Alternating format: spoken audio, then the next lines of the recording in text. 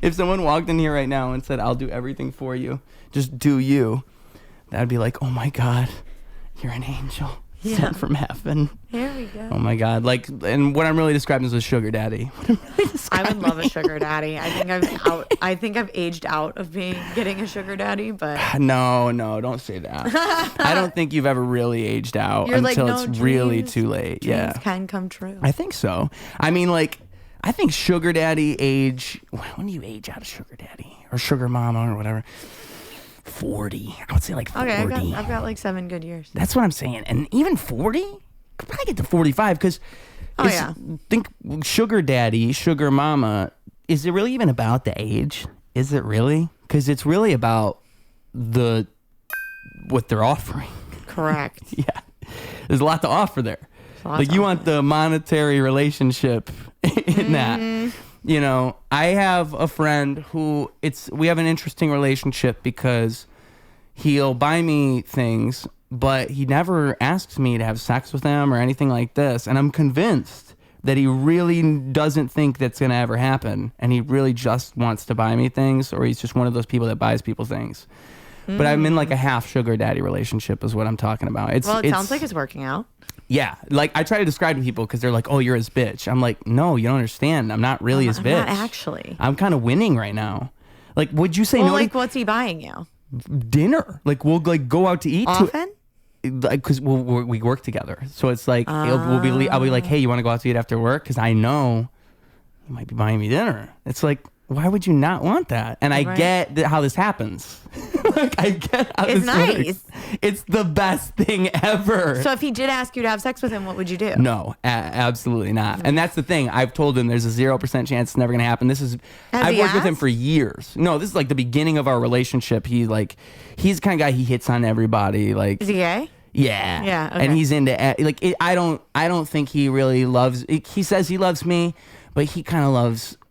And I think that he cares about me, but I don't think it's about me because he likes all sorts of guys, you know. And he'll pay. I think he's willing to pay me $300 to put my feet on his face while he smokes a blunt. I think that's the current.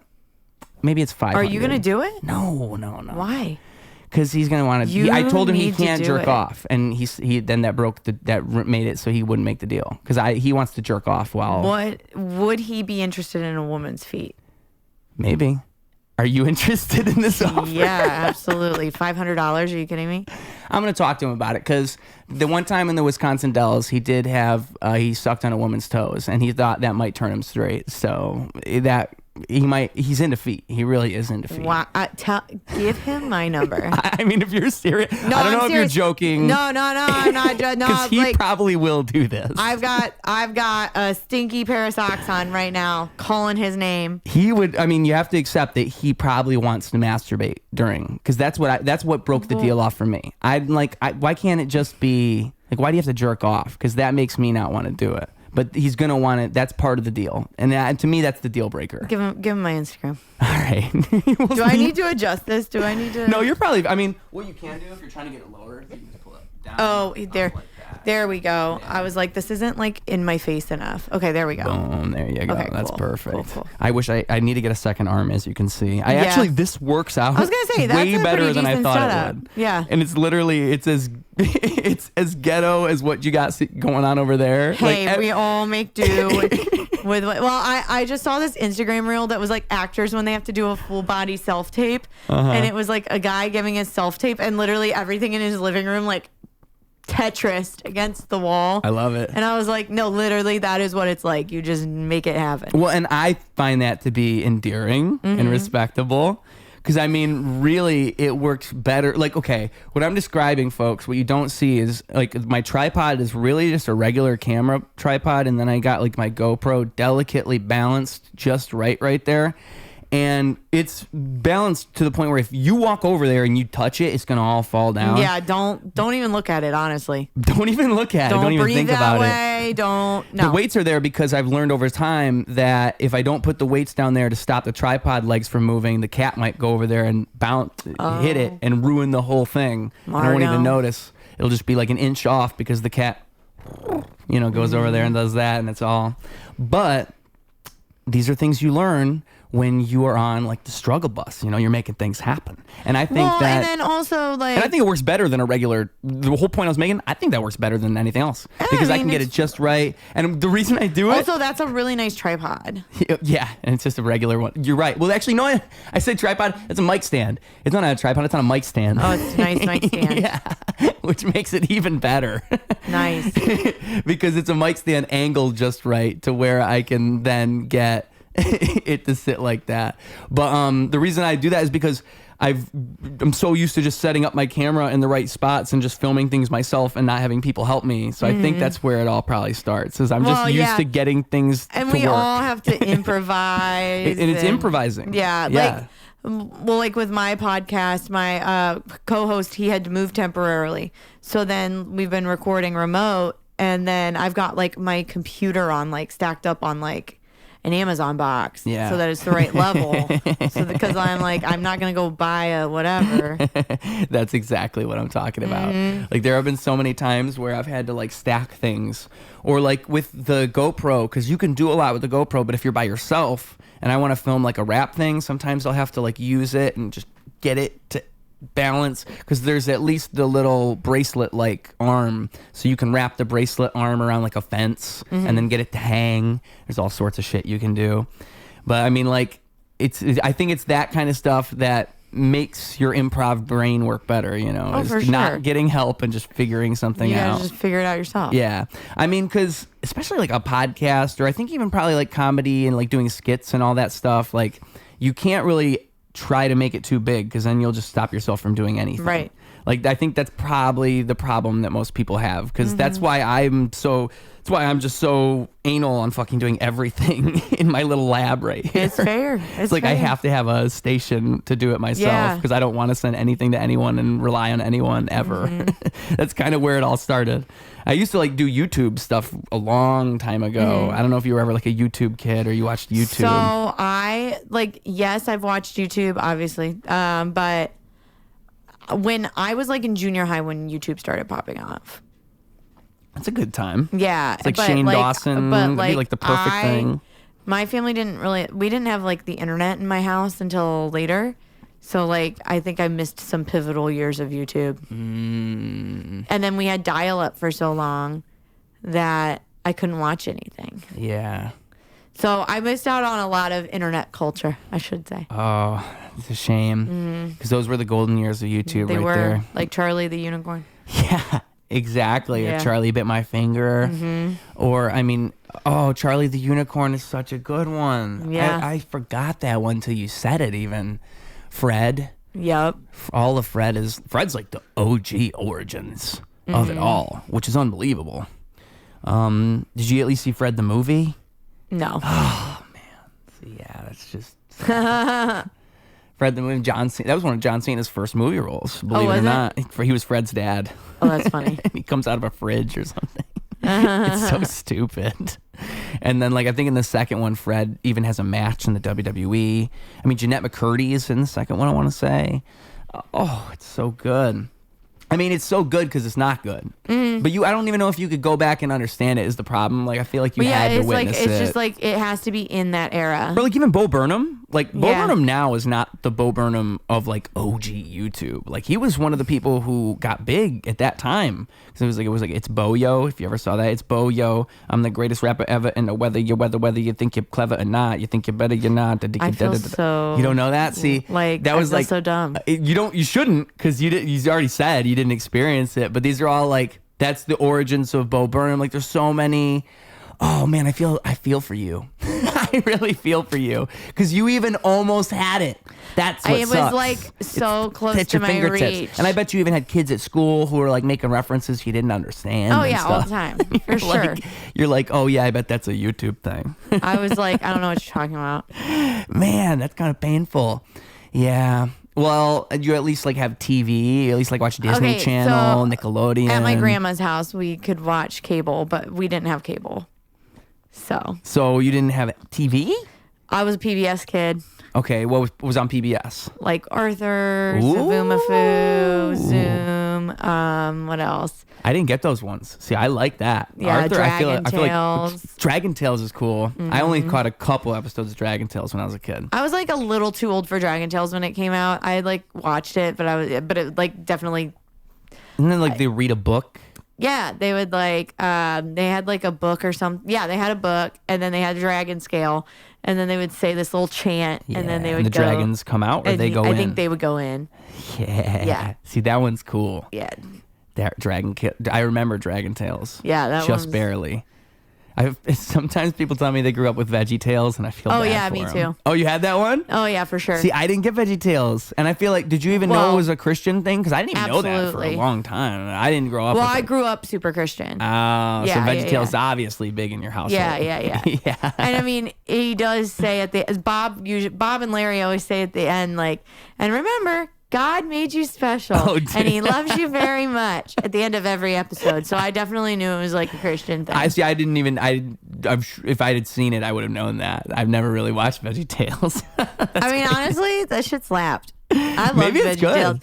I mean, maybe I would watch it now and not think so, but like back then. Well, it's interesting in shit. the concept, right? Because you're trying to tell children Bible tales, and you're converting them to vegetables. That's the idea. Yeah, no. I loved that. Why is the vegetable on a cross? Like, is that literally what it is? I don't know. It seems like it. It's just Bible stories, yeah? Yeah, it's Bible stories or like moral lessons. Yeah.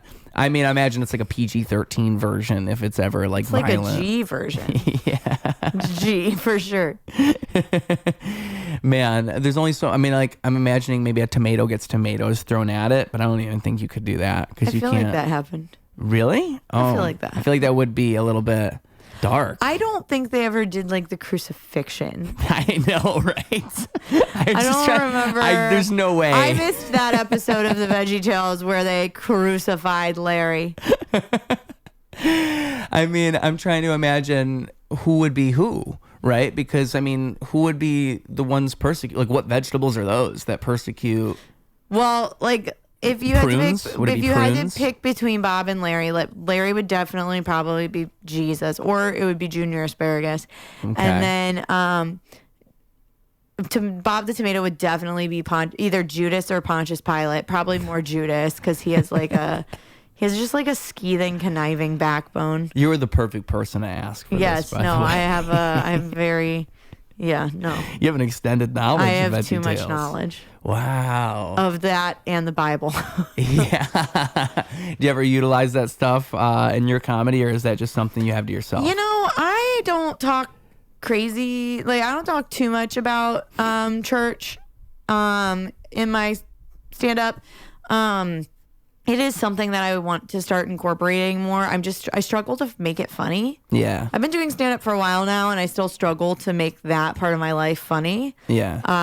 But like just to bring it up and make it make sense and make it have a because joke around it. Yeah, because to a lot of people who like did not grow up like that, it is like pretty confusing. Yeah, or like maybe it's like I have to like give so much clarification. because just all the context about things. Yeah, there's just like so much context to it all. Right. It'd be like it's like when Jewish comedians talk about their being Jewish. Right, Because a lot like, of that stuff is such like you'd have It's to niche. know. It's very niche. Yeah. And I mean, obviously Christianity is more widespread than Judaism, but like, yeah, I have some friends who are Jewish comics, and when they talk about certain aspects of Judaism, I literally have no idea what they're talking about. Yeah. Because I didn't grow up around any Jewish people, but I was in a very Christian bubble growing up. So. And I've noticed that when they talk about it almost seems like they assume that I would know. Like I'll get that sense sometimes, and it's like I have no idea. Right. But I mean, same thing with I guess Christian. Yeah, it'd be the same exact thing. I just never thought about it that way. You would have to do the same thing, and it's contextualizing everything. So like, do you have an example of like a Christian custom that you would talk about where you'd have to explain everything? Well, so like, I mean, I do have this one joke where I talk about speaking in tongues, but I do think sometimes people don't know what I'm talking about when I'm like, when I say that, like, Well, I guess my brain would go like witchcraft, like speaking in tongues, right? That's what it is. well, Or no, it's with, don't, oh man, you're gonna get the Pentecostals after you. has nothing to do with witchcraft.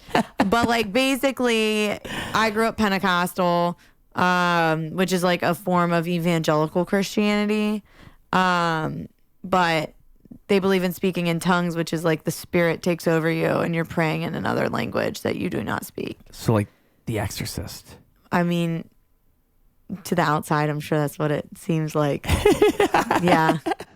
Yeah. I'm just trying to like. But like a lot of people don't know what that means. No, but that's why I'm trying to think of like my dumb audience brain too, right? If I'm the audience and I don't get what that means, what do they think when they think speak in tongues? Maybe they think witchcraft, or maybe they think like exorcist or something. Like, what is the general audience gonna think when you say that? Right. Because they probably have no clue. No, right? A lot of people don't.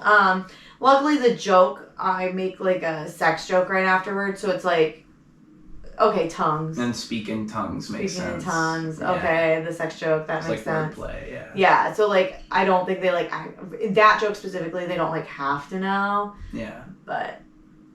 But what, so if you were to, because you can't even really break it down, because then you'd have to spend like a minute lecturing the audience about what that means. What it means. Exactly. And then, because there's no way to make that funny. Right. Yeah, that's the trick. Yeah. I'm trying to work on one where I talk about purity culture. Yeah. Which I do think's a little more like a purity ring and all that. Yeah. I think that's a little more well, people know about that. Yeah. It's a little more mainstream. Purity culture. I mean, there'd be like, obviously, like traditional relationships. That's a Christian value, isn't it? Yes. So that's a big one. Everybody knows that. I'm trying to think like the big Christian stuff. Chris Pratt had like a Christian speech. If you ever saw that, did you ever see when he went out in I think it was the Oscars, and he had this speech about Christianity? Oh, just how great Christianity was. It was, people make fun of him for it, but I'll at least say that, and I think people make fun of him for it because they don't like Chris Pratt, really. But I'll at least say you don't see a whole lot of actors or people in Hollywood going out and praising Christianity and saying they're a Christian. Like, I actually think that was a valorous act, but nobody treats it like that. And I can see both sides, but I think that what he did was brave in a way. I mean, it's a room where people are just going to nod their head and agree with you either way, but like, you don't see that. Like, why is like there's no like speech where people are like, I'm a Christian and I'm proud of being a Christian. Like, that's not the center of any speech. It's always a throwaway thing at the end. And like, it's almost taboo to say that. Like, it's surprising when someone says that. I just find that to be weird.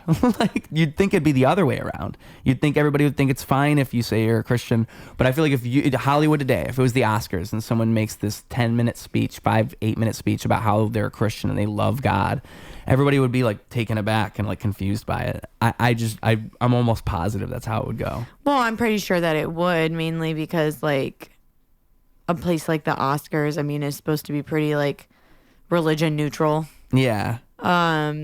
We're allegedly supposed to have separation of church and state. Allegedly. I also think that like the white Christian nationalism that is overtaken puts a bad taste in a lot of people's mouths. Yeah. So it's why it's not so widely. Shout out Chris Pratt, by the way. Yeah, shout out Chris Pratt. He's like the best look for the movement. Yeah. So it would be great if it was like Morgan Freeman. Like, that would actually look a lot better. Honestly, it might be taken a little bit differently. I mean, he's God already in a movie. No, but exactly. I do think like that might be taken a little bit differently, but especially when it's coming from someone who's Chris Pratt, who looks the way he does. It's like, I don't think it's taken as seriously. Yeah. I really do like the idea of the opposite of like a black preacher Morgan Freeman version. Like, that would actually be well received. Like, I think it actually totally kills my point, because I think that would go great. I think more people would be like, okay, whatever, I respect it. People would be down. You could get a standing O with that. I think that would go great. I never really thought, and because you know what, I've talked to people about this before, and and I think it goes back to what I said at the beginning. I think people just don't like Chris Pratt. I think Chris Pratt just doesn't have the charisma. He's just not the guy. He's not the guy to be giving that speech. People don't like a lot of things that he's done. Yeah. He's also like been kind of shitty. Did you ever see the video when he rapped on the radio? That's like the one time he's ever impressed me. And I mean, all due respect, but I saw that video and I was like, because he was rapping some song. It wasn't like he wrote it, but he just like knew. It's to me, it's still respectable when anybody who doesn't rap just raps well, because it makes me go, oh, like they get it. Like they at least. Because it at least means he'd be fun at karaoke. You know, it's like a fun at karaoke. I will give Chris Pratt that. I do think he would be a good time at karaoke. Yeah, it's like that. He does type give of that vibe.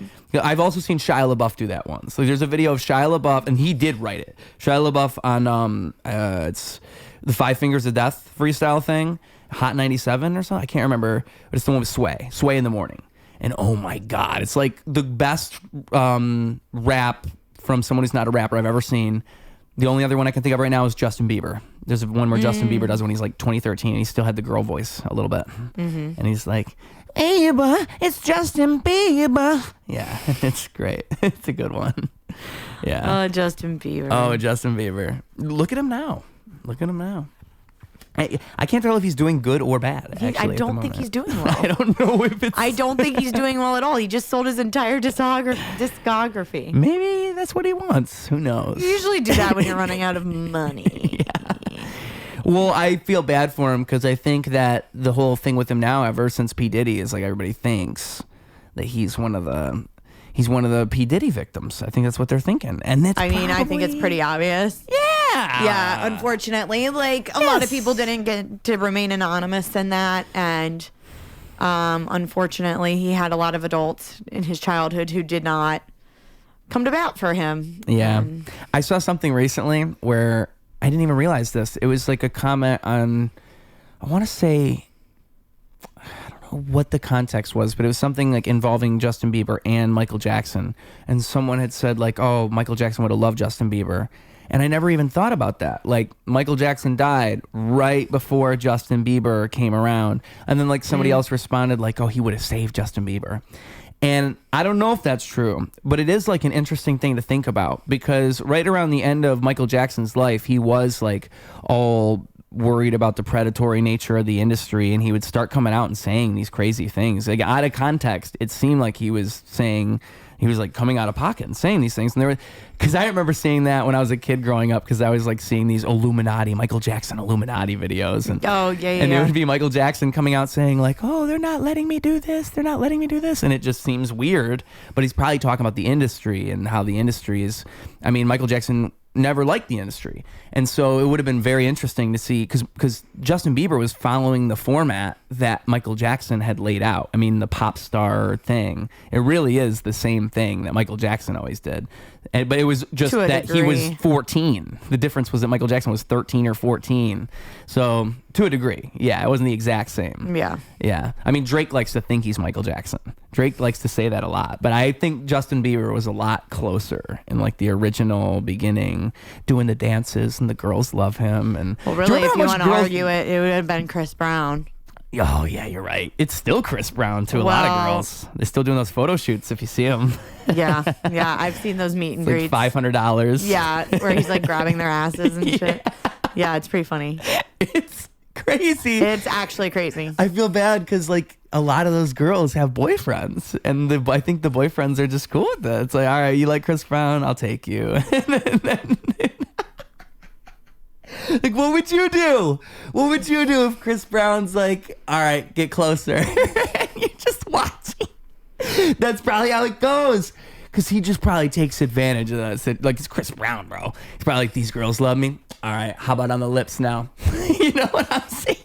And they do it. I mean, like, realistically... There's so many of these pictures. I know, there's so many. I mean, like, realistically, nothing's going to happen with them and Chris Brown, so I'm sure these guys are like, all right, whatever. Yeah, well, exactly. Everybody's like, it's not like anybody's saying, like, the girls are paying money for the picture. Yeah, for sure. I mean, it's actually the guy's fault for getting mad if he's upset. Chris Brown's like, dude, what are you upset for? You're here at my show. Right. As he kisses your girlfriend. It's just the funniest thing in the world, because that's literally... I mean, a lot of those R&B guys, I never really got into that, but like sometimes I'll see it, I'll be scrolling, and it's like a dude like gyrating on stage. It's so sexual. And they'll like bring an audience member up and basically dry hump them. Yeah. Have you seen like the Janet Jackson videos where she like literally has the guy tied up? Yeah, it's the type of thing I'm talking about. Yeah. It's like I never have been exposed to that. And I just remember seeing it and go, what? Isn't that when like the guy like looks like he's ejaculating or something? Or is that a different thing? No, it's that one. Oh man, it's crazy. He probably did. You probably did. I mean, it's great content, and the people who like it, I mean, they're into it. It's probably like the best thing ever if you're into that. You're probably like, oh my god, yes, I wish that was me on the chair. I feel like I would be so wildly uncomfortable. I can't get into it. That's what I'm saying. Yeah. I'm trying to relate, but I think I would be wildly uncomfortable. I would be down with like the wildness of what's going on. I'd be looking at it like, but I would not be like in it. You know what I'm saying? I'd be like observing. Right. That would be Let me. I'll watch. I'd be like, this is good for me. I need the experience. I'm going to remember this later. That's what I'd be thinking. But I wouldn't be one of the ones. It's like, that's how I feel about mosh pits. I don't want to be in a mosh pit, but I'll get me out of that thing. It. I do not want to be in it. That's scary to me. Like the idea of being in like you're in an audience and the mosh pit just happens and you don't even realize it. I've had that happen. That's scary. And I did not enjoy myself. I got out. Did you get moshed at all? Thank God. I like realized what was happening pretty quickly. That's and scary. I was like, get me the fuck out of here. Because like it hurts. People throw their limbs around. Yeah, I don't get it. I kind of get it. It's angst. I don't get it's it. just angst. It's just full on angst is what it is. It's just imagine like, okay, my dog is like an overcharged battery is how I think about it. And he's got a lot of energy and he just needs to move around. That's how he is a lot of the time. And I think that when people go to these shows, they're kind of like my dog. They just have to. Right. They've got to move. They got to move. And so they just start swinging around. And if they're drunk, especially if they've been drinking, then it's just going to happen. They're just going to throw themselves around like ragdoll at that point. But I wouldn't do it, but that's my understanding of it. Mm-hmm. And I actually think I'm probably giving them more credit than they would give themselves. I don't think you might be. Might be. I don't think to them it's that complicated. No, they're like, let me just get in here and beat the shit out of somebody. No, people take it too far. That's the thing. It's you shouldn't be trying to hurt someone. Right. That's like you should be mindlessly swinging yourself around. You shouldn't be trying to like if you were right in front of me, I shouldn't be smashing the top of your head or something. Like that's not moshing. And I think some people think that's moshing. That's probably where it goes wrong. Yeah, we're not gonna But I don't know. I haven't seen too much moshing. Do people swing? Do people punch in moshes? Do people actually like? I can ask my one friend. See, I haven't seen enough. I've only seen a couple mosh pits, and I'm like, okay, I'm gonna stand in the corner, and if they come over to me, I'll shove them. Yeah. Get. Because that's fun. Go on now, get. And it's like the only chance I get to shove somebody. Because think about it. That's how they feel. Yeah, but I don't want to mosh. So it's like they're coming over to me, and they get to me, and I just fucking push them. Because then they kind of like it. No, they do like it. And they fucking roll over and hit the floor, and I'm like, yeah. Now maybe don't push them that hard, you know. Or you could. Or maybe push them that hard. Or push them that hard. I mean, if you could do it. That's what I'm talking about. This is the only chance. Mm-hmm. It's your only chance. The one time this happened, though, I did push the guy a little harder than I expected. And I remember thinking, like, oh, maybe that was... That might have been a bit much. Like, I'm trying to play along, but maybe that was a bit much. Maybe I shouldn't have shoved him quite I didn't realize my own strength. You're just so strong. I did kind of shove him. Like you had extra protein that day. I did. Well, I was on stage that night, so I think I was like, Yeah. You know, I have noticed that about myself, and I don't know like what that is. It's because I do music. Like I don't know if you have this if you do it really well in comedy. Like if you do have a great time in comedy, but it's like I think it's because I'm like getting in the mindset, and like I just have to fucking like get in that mindset, and then I perform. And so once I get off stage, it's like I have to like calm myself down. Like I can feel my hands shaking. I gotta calm myself down. I'm like in the zone. I gotta get out of the zone type of thing. I definitely, after being on stage and going to a show, and especially if it's late, I'm like, sorry, excuse me. Oh, you're good. But I have this happen to me where it's like it's a later show and then I'm like I'm gonna go home and go to bed, but then I like after get off stage I'm wired.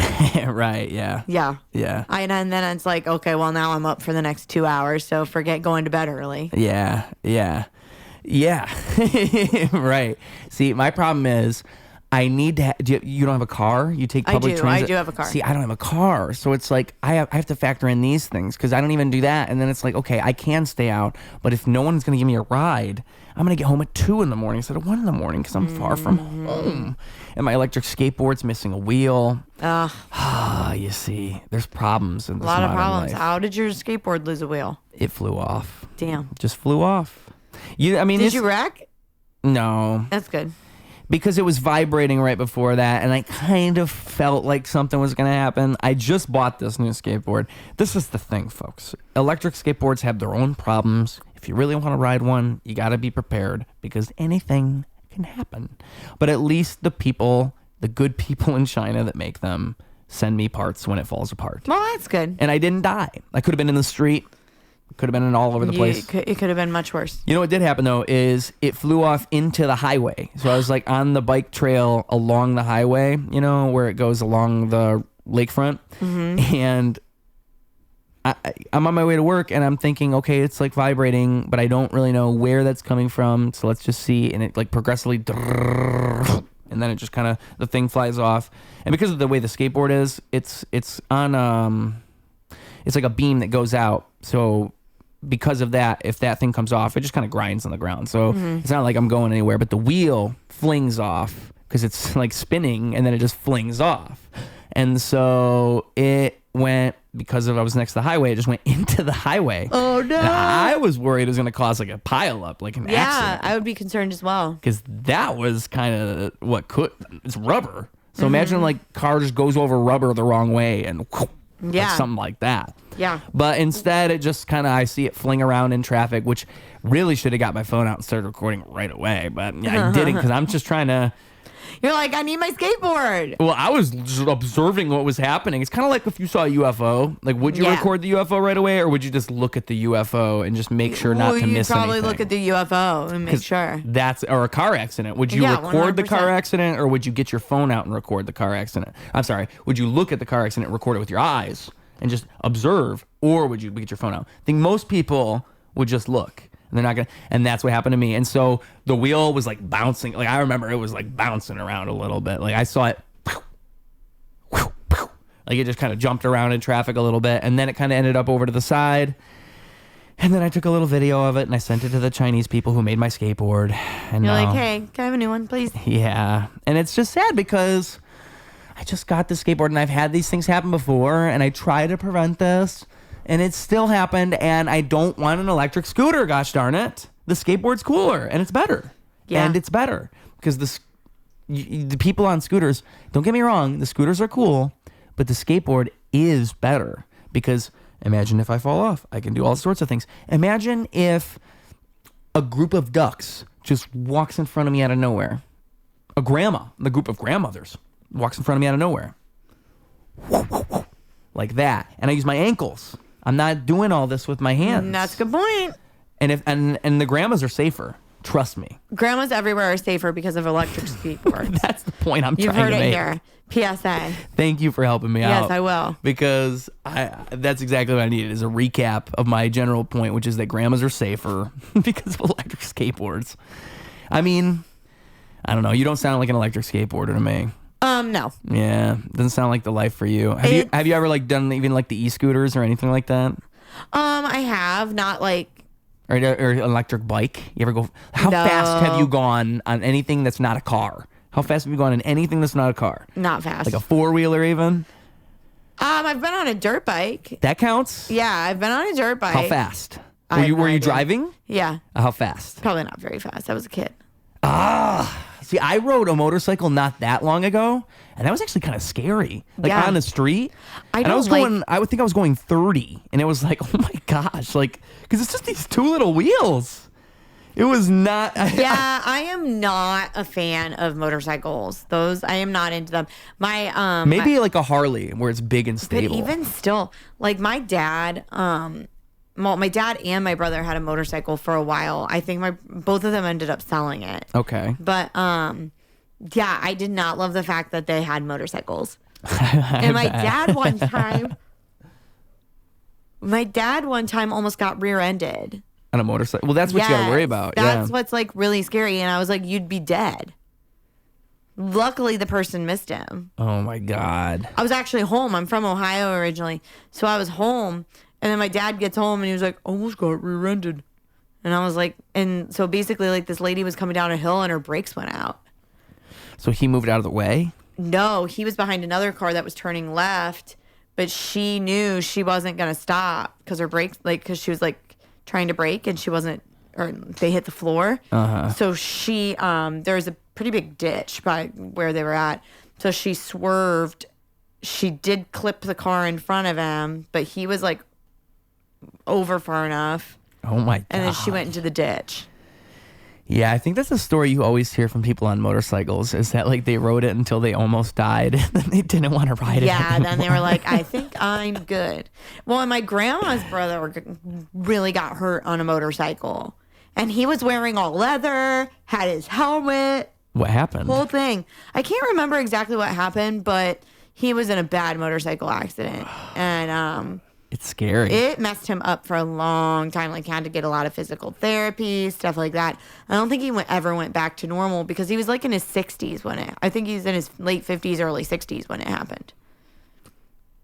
The problem is you only have to fall off one time. Like you can have it go great 1,000,000 times. And it's just that one time it literally could be the last thing you do.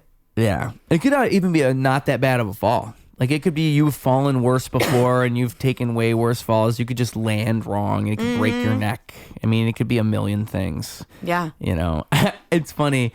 I remember, I just think about it. Like, I used to watch WWE as a kid and I used to think like, oh, that's cool. And I grow up and I look at it now and I'm like, how are they 45 and doing that? Literally. Like, no, literally. I think now. I think, how do they do that and take all these falls when they're that old? Like, even though it's predetermined.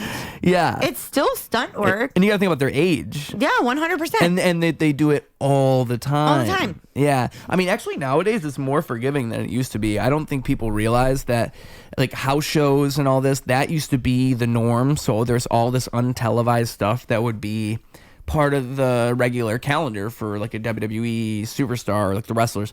And now they're barely doing that. Now it's almost everything's got to be televised because of the way social media is.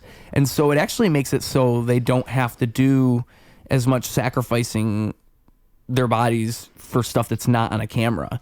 Yeah, but before they get to WWE, they do some crazy stuff with like freelance. Oh my God. Well, if you're talking about like indie wrestling, yeah. Yeah. Because it's the hardcore stuff that's crazy. I've been to 2 independent wrestling shows. Do you remember, do you know the promotion? Was it around here? Yeah, it was at Logan Square Auditorium. Was it the Bloodstone Wrestling? Was it that or was it something else? I thought it was called Freelance. Well, freelance wrestling is like but freelance wrestling is usually like what it would be if that's like the type of promotion it is, right? Like freelance means that you can employ any type of wrestler. So we're a promotion, but we have freelance wrestlers who can come in from different, like. I thought that was the company name, but I could be wrong. But I don't think maybe. Yeah, I don't know, but they were doing some crazy stuff. Like what? Like they had obviously like they have the ring, but then they put up 2 like I think it was 2 8-foot ladders in the ring, and they were like jumping back and forth between the ladders. And I was like, they're going to die. Yeah. And then another time, they like put thumbtacks all over the bottom of the ring. And this guy like jumped on the thumbtacks and they all went into it. Like he back slammed into the thumbtacks. Yeah. It was horrifying. Yeah, they do that. Yeah. I was like, I think I'm good for the rest of my life. I do not need to come to one of these. Yeah. I went to 2 in one summer and I was like, I'm done. And my one friend's like, do you want to go again? I was like, no, actually, I don't. I've seen enough. Yeah, I don't like the toothpick or the nails. I don't like the nails. I don't like any of that. WWE used to do that like way back in the day, but they don't do it anymore. I mean, ECW is Extreme Championship Wrestling, so I think that was like the craziest they got. And now AEW does stuff like that. But like it's the indies, like you said, it's like the smaller ones where you really see the crazy stuff, because I don't like that either. They'll light tables on fire and put each other through tables. Oh no. Lots of glass. They like glass too. Yeah. And I don't like glass either. Mm-mm. Even if it like, you can't really fake glass all that much. You can, but you can't. Steel chairs on the head, like headshots with steel chairs, those have been banned in WWE for a long time. I remember watching that as a kid, and I didn't like realize that WWE was predetermined, so I was like, whoa. And then my dad's like, it's fake. How long did you believe in it for? Do you remember? Not very long, because my dad told me immediately that it was fake. Oh man, that's a shame. You didn't even get to believe in it for very long at all. See, I mean, it's literally like 10 minutes. 10 minutes, yeah. I mean, that's like ruining Santa Claus. Yeah, you want to believe in it. Because, I mean, it's not fun if you don't believe in it.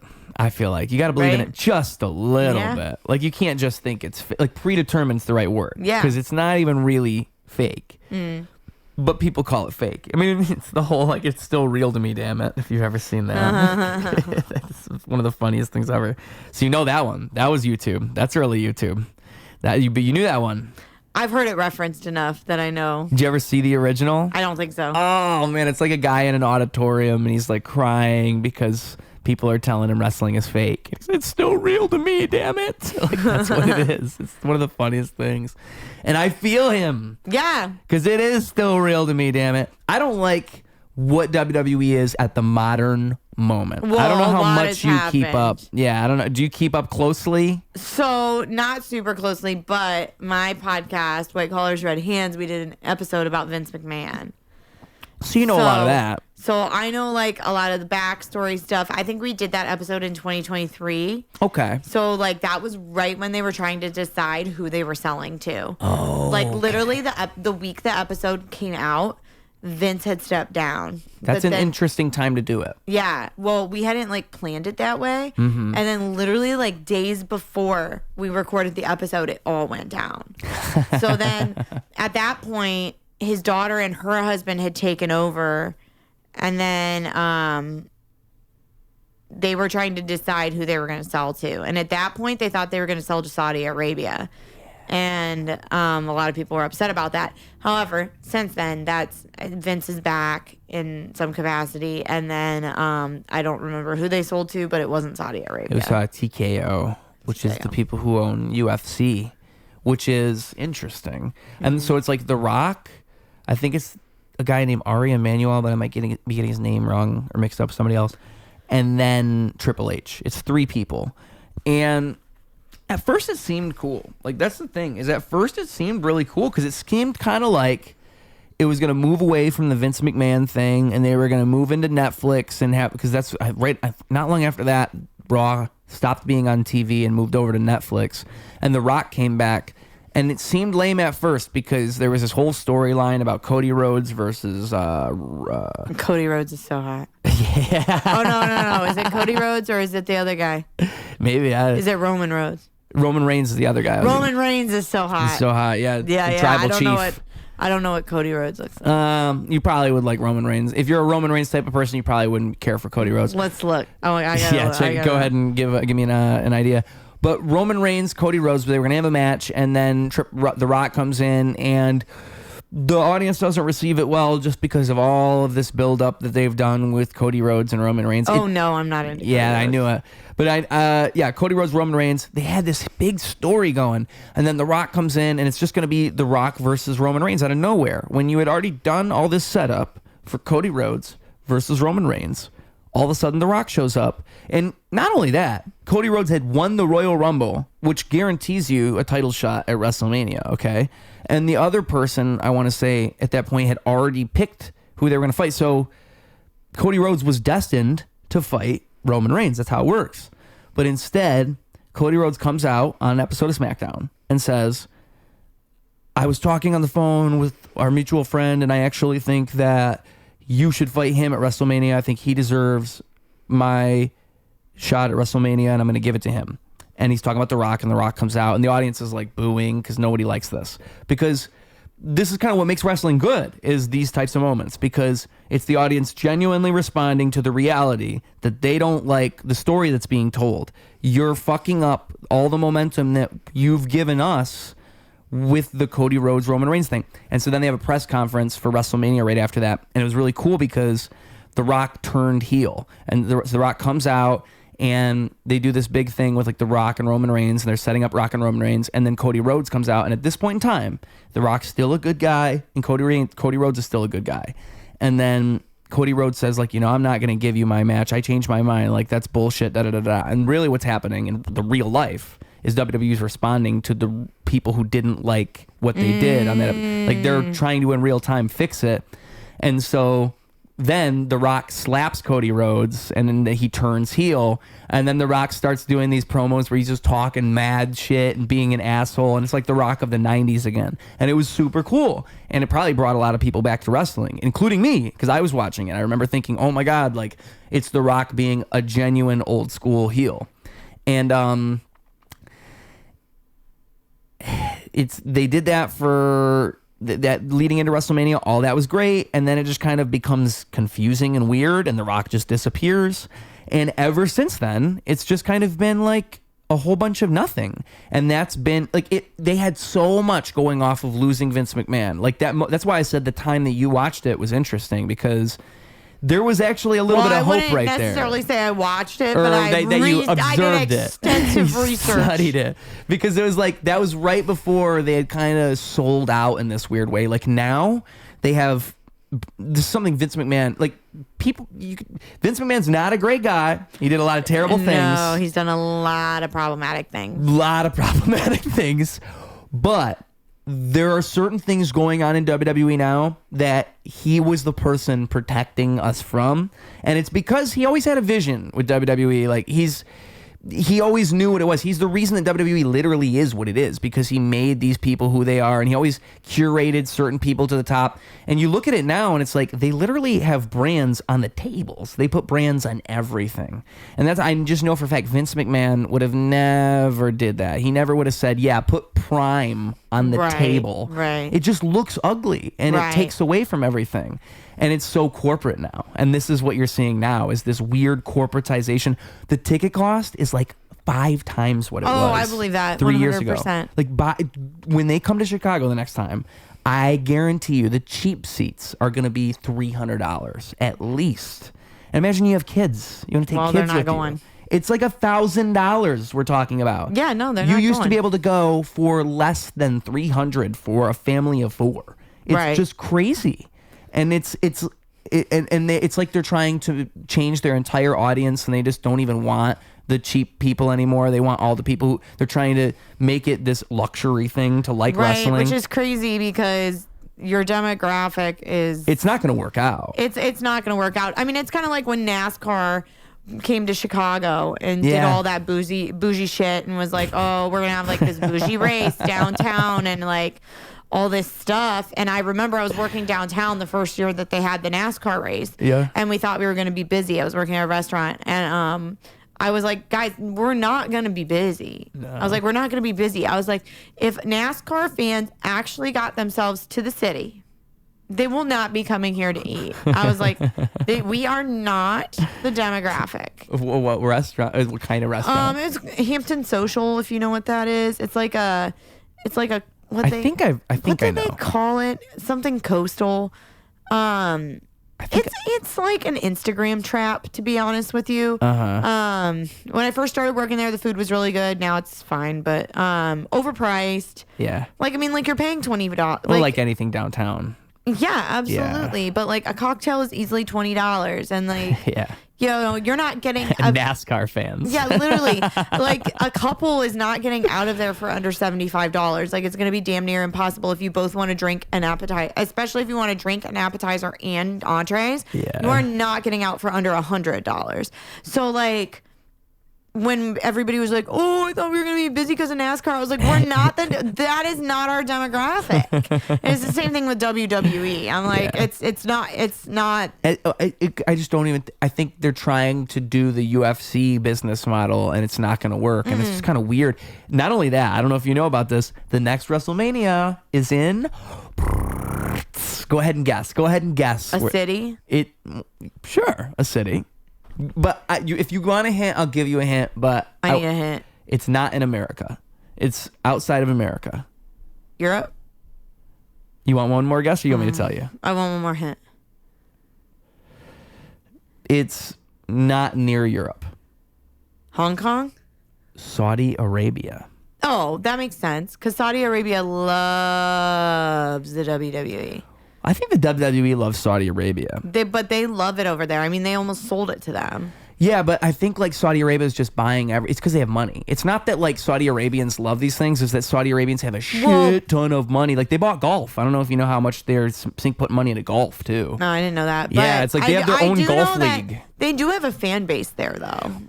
But it's kind of like, I feel like it's just Saudi Arabia has this entertainment drought. And so the Saudi Arabian government, like I see, it's so politicized in America. Like I almost kind of feel bad for the Saudi Arabians because I bet a lot of the Saudi Arabians don't feel any of these politics and they just want entertainment. So that's why when they originally were going to sell to Saudi Arabia, people got so upset. Yeah. Because there was like, I don't even know who it was, but they're gay.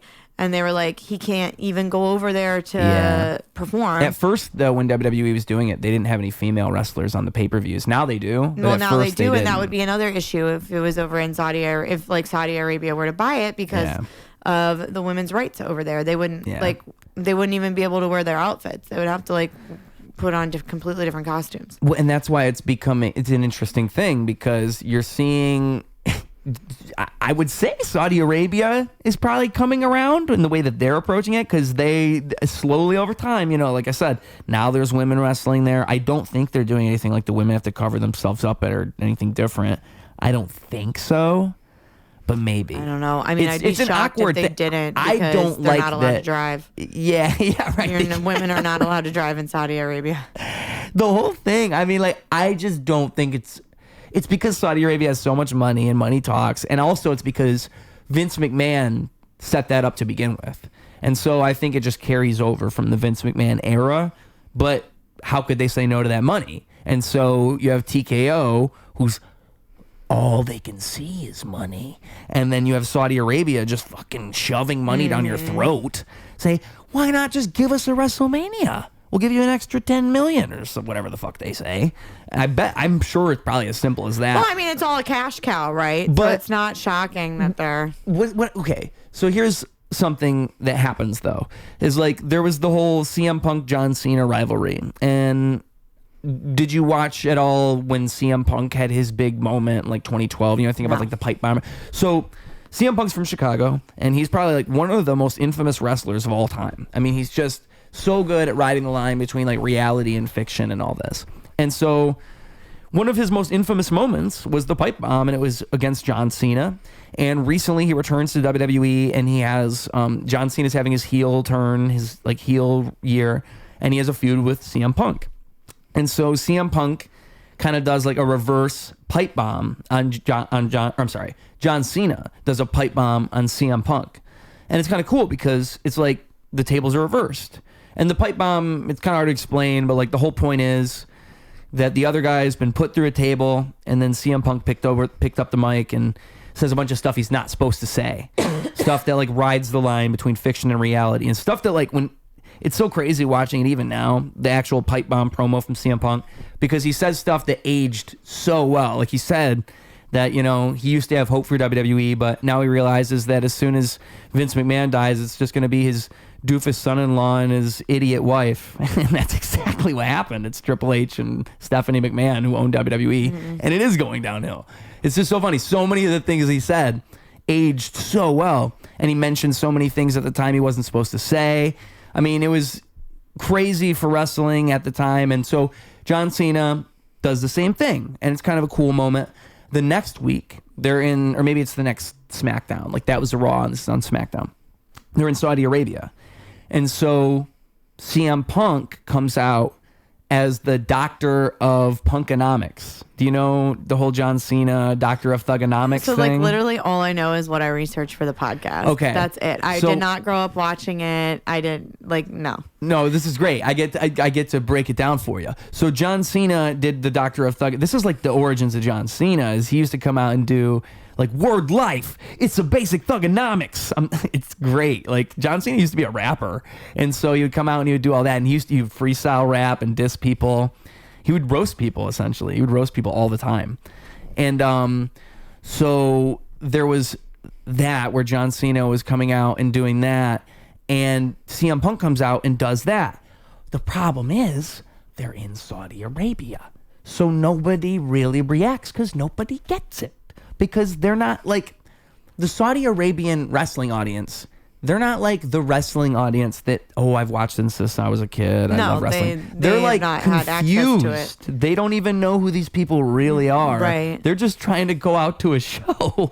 And I think that's the weird thing that's going to keep happening. You're going to keep seeing stuff where it's like, wrestling's supposed to kind of be an inside joke and we get everything because we've seen it for so long. We follow all the storylines. And then they're going to do it in Saudi Arabia, and it's all going to kind of fall flat. Not to the Saudi Arabians' fault. Like, it's not their fault. No, they just haven't been in on it. They don't watch it like that. Yeah. So that's going to be weird because that's going to keep happening. And they keep, like, that's why the pay-per-views they do there, it's always like a dream match. Like, they used to not matter. They used to do inconsequential matches in Saudi Arabia, like Undertaker versus Triple H, except they're 20 years too old for the match. It would be stuff like that. But yeah.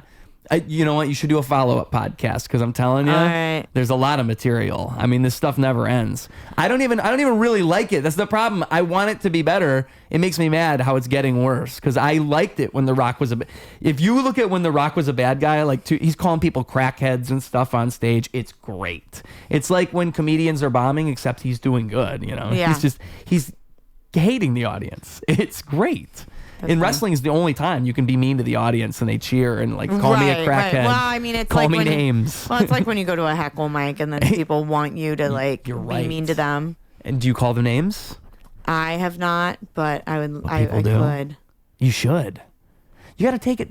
You know what you got to do? You got to take advantage of the opportunities that life gives you. For sure. If you can call people names, you should. Like that's why I like roast battles. Right. Like it's the only time to call people the worst things you can. Mm-hmm. The only time. Like when else in life do you get to say to your friend, you know what? I don't like this about you, and everybody's applauding you for it. I actually have a roast battle at the end of the month, but it's against somebody I don't really know. See, I feel like it's almost harder that way. Yeah, because you don't know what is going to hurt their feelings. So it isn't with Roast Battle Chicago. It's like a different roast show in Wisconsin. Okay. Yeah, I don't really know this person, so I'm like, we're supposed to have a phone call. I don't know when we're gonna have it, but they're just going to give you the bullet points. Yeah, and I got to give them the bullet points. How does that work? Is it just like you just come up with some fun facts about yourself? Is that how you do it? Just come up with some fun things? Well, I've only done one other roast battle. I think that's how people usually do it. They just give people a bunch of random stuff. Yeah, I didn't even do that the last time I did it. I like just went and stalked her Instagram. Yeah, that's what I have to do. And that was basically like what. And she did the same. She did the same for me. She just stalked my Instagram. See, like when I did the few roast battle things, they gave me it like last. Like, I was supposed to roast everybody, and they gave me it last minute. And so the only thing I could do is just watch other people's roasts and just stalk them. Like that's literally the only thing you would do. If you don't have contact with this person, the best thing you can do is just stalk them. And for like local comedians, that's not as easy as you'd think. Unless they're like already on roasts, it's kind of hard to find like personal information about people. Because most of the other stuff is just like a couple jokes they've done on stage. Right. So it's really, you have like the low hanging fruit, that's their appearance, and then like any fun facts you can find out. Yeah. And it's not like that's a tough thing to usually you'll come up with like 5 to 10 things, you know, and one of them is their dog's name or something. Right. Right. Something stupid. Like stuff that does not matter. Yeah.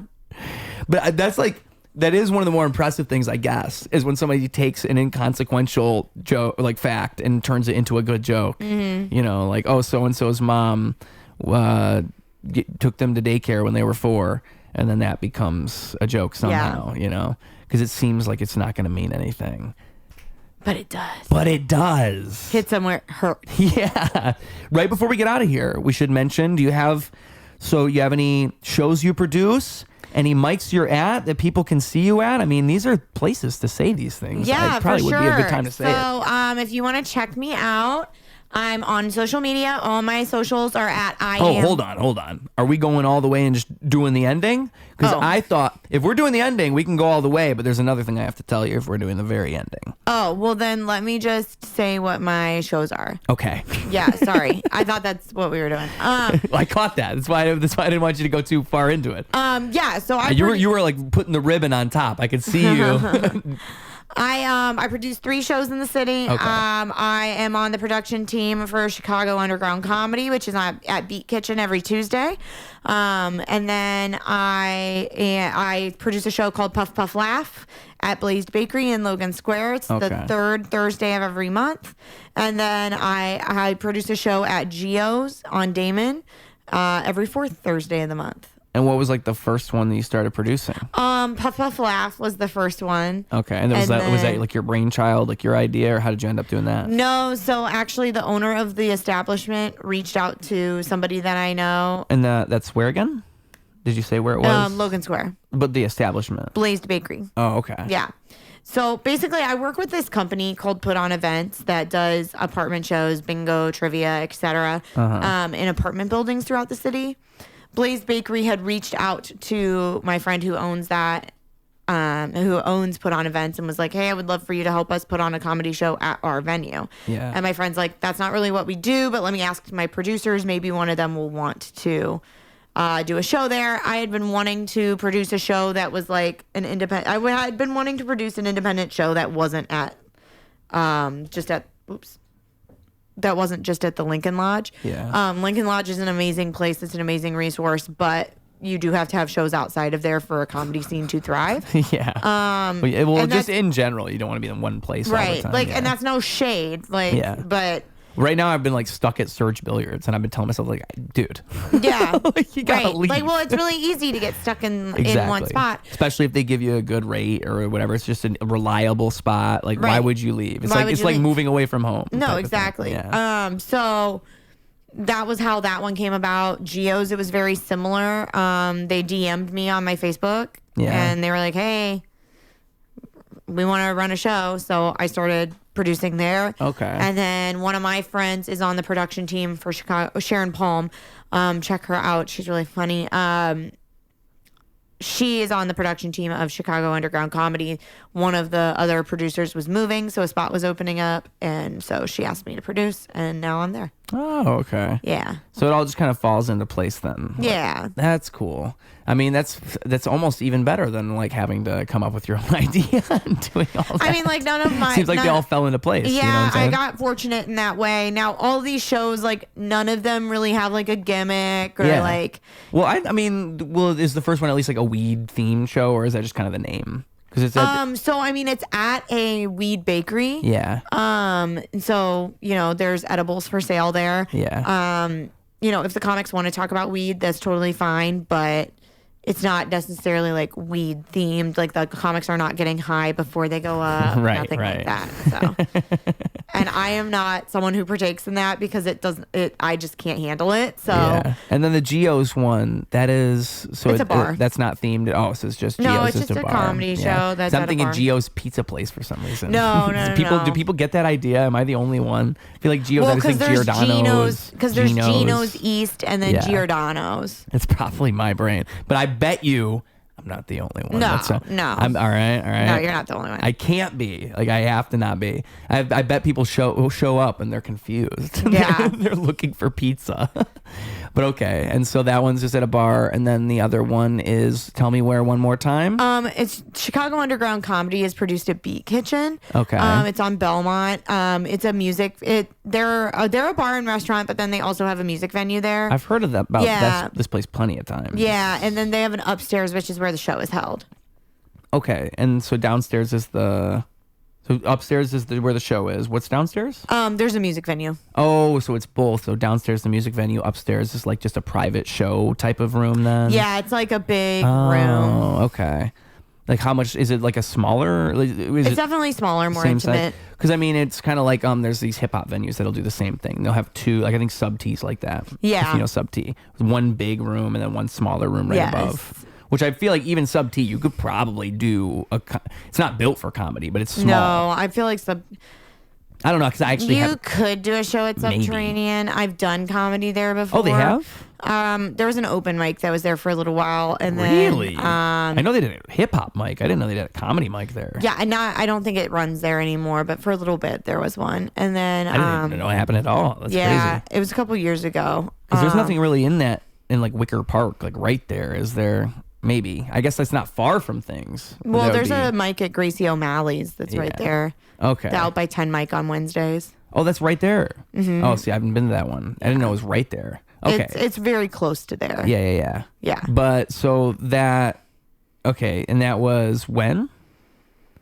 Chicago Underground Comedy is every Tuesday. Okay, that one's every Tuesday. Yeah, at Beat Kitchen. And Beat Kitchen is they have hip hop shows there. So how do I not? I would say it's more rock. I don't know. They do rock there? Well, it felt like rock last night. I think they have several different genres which perform there. It's kind of like Shuba's. They're also owned by Shuba's. Oh, like so it's like there's. When you say that, it makes more sense to me. Yeah, Shuba's is like that. Yeah, Shuba's is kind of like a rock venue, like R&B-ish almost. Yeah, like I think more than one genre performs there for sure. Beat Kitchen Bar. There it is.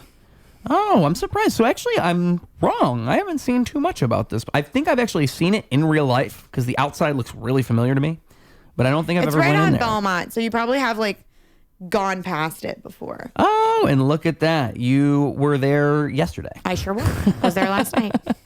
With my buddy Tony Castro. Yes. I love that guy. Tony's I just want to pinch his cheeks, that guy. He's got one of those faces you just want to pinch his cheeks. Just want to pinch it. I actually am. I'm being serious too. I think the next time I see him, I'm going to try it out. I'll let him. Okay. Let me know how that goes. See how it goes. I feel like he won't hit you, but he'll be like, what are you doing? You'll be surprised. I think I've got enough charisma. I could pull it off. I think if I go in the right way, it's like I have to greet him first. I can't just do it, you know? Potentially. Because it's all, folks, it's all about the delivery. It's all about the delivery. You can't just do things like that. It's about how you do it, you know?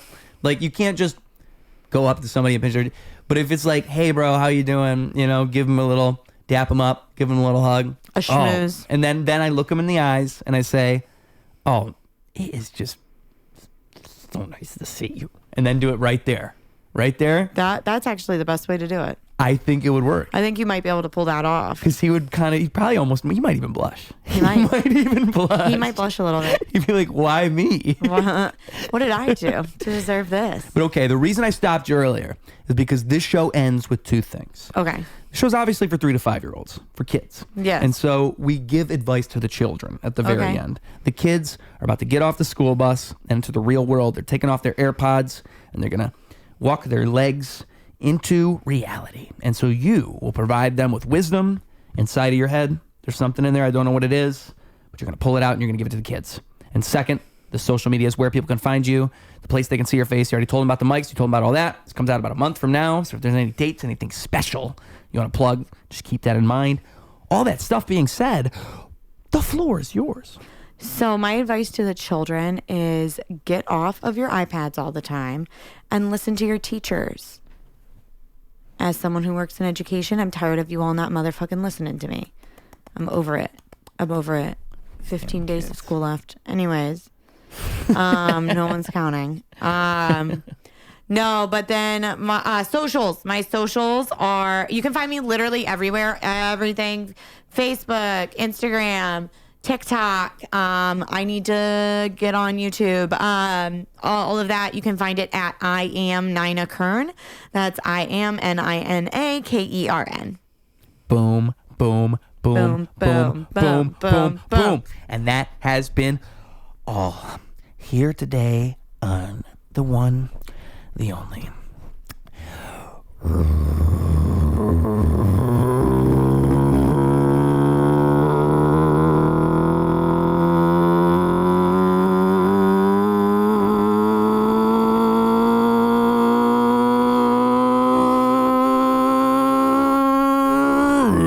Radio. Clocking out. Double down, competition couldn't help him to rock. Missed the whole time, holy fell through the flock. That's an ordinary miracle, wealth to the block. It's a balance in the character that's calm and collect. It's apparent his caricature is lost in the mess. It's a step hysterical. The picture that they put to his face.